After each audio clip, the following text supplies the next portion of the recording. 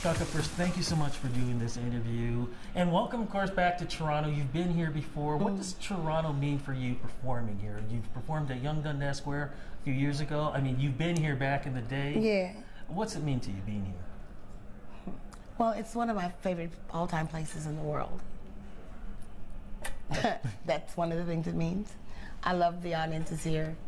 You know, as people do make a place, I find this to be a really great place to be. I tried to live here 3 years ago. Really? I actually was going to buy land just outside of Toronto, up north a bit. Almost did it. So maybe that gives you an indication of how I feel about Canada.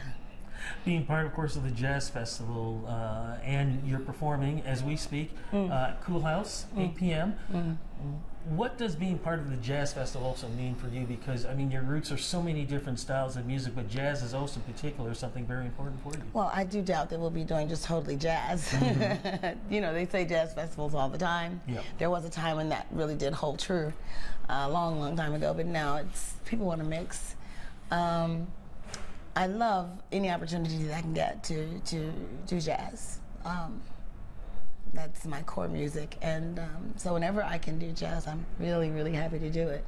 I'm happier when I can do a mix of things, because there's usually people out there who are a mixed crowd and they want to hear, you know, more than just one thing. If I'm in there, like in the Blue Note, that's a different thing. If I'm here, it's another thing. So, you know, the fact that it's a jazz festival simply means jazz. You know, it's like it's just a word to me, in my mind, to describe a festival. And you know, and that's probably the perfect way to put it, because when it comes to you, again, your style has branched out in so many different types of genre, whether it be jazz, whether it be R&B, whether it be funk, whether it be disco, whether it be even hip hop. I mean, your music has transcended in so many different things. Going back in the day, the love of music, where did that all really come from? The love of music, where did that come from? That's a difficult question to answer. Where did the love of music come from? I was immersed in it from day one. That may have had something to do with it. Of course, one being immersed in something from birth doesn't necessarily mean one has to like it. But I come from a very artistic family on many, many levels of art. And so I think I just have always had a really intense love of art. The first music that I really listened to, and that I think that what I've often, or more often than not, patterned my voice after has been more like a horn than a vocal. Anyway, so it turns out like that. It's like I love art. And you were definitely able to create that. I mean, you were with several girl bands back in the day, correct? Yeah, a couple.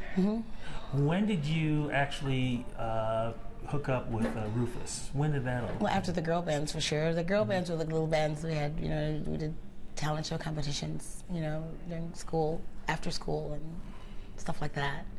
It wasn't until I left home and moved into a commune and joined a band, and then met a lot of the guys that were really playing serious music in clubs around the city. And that's when I got with Rufus. I was still, I guess, pretty young, 16, to be, I was much too young to be working in those clubs. But it worked. I mean, that was a special time. Those days, well, I don't think those repeat themselves. Those are special times for me too, because I can remember watching you on Soul Train, Don Kirshner's rock concert, the Midnight Special. You know, and back then you had groups like Earth, Wind and Fire, the Commodores, so many great groups. And what I loved about back then was everybody was always releasing an album. It was almost like it was a friendly competition with each other. Was it like that for you? Well, I never considered it a competition in any. I never considered art competitive. It's self-expression, unique unto the individual. So I just never ever could bring myself to think of it as competitive. However, the labels were set up in a way then where they kept you behind in the studio. They kept you working. If you weren't on the road, you were in the studio. and that was the nature of that beast. And I think it was a great thing for the people, you know. It ruined a lot of lives, but yeah. But you had to find your own voice. You had to leave Rufus. Yeah, and that wasn't my singing voice I had to find so much as it was my to be able to voice my opinion and to be able to voice what I wanted to do, the music that I wanted to sing, without doing a democratic process, without voting, being outvoted by 5 guys all the time. So that was really, you know, the impetus for me leaving Rufus, was freedom. That freedom really helped expression in your music. I mean, I'm Every Woman is one of those songs that is so inspiring, and your music I found to be so inspiring too. It's almost like if you were down, listen to Chaka Khan, and then you can find that spiritual sense, and yet you can make it, you can take it to the next level. I'm so happy that it affects you in that way, and that's what I intend. Yeah, it's tough. You know, no one promised you that it would be a bed of roses, but I mean, in our imperfection and in all the ugliness, there's also beauty.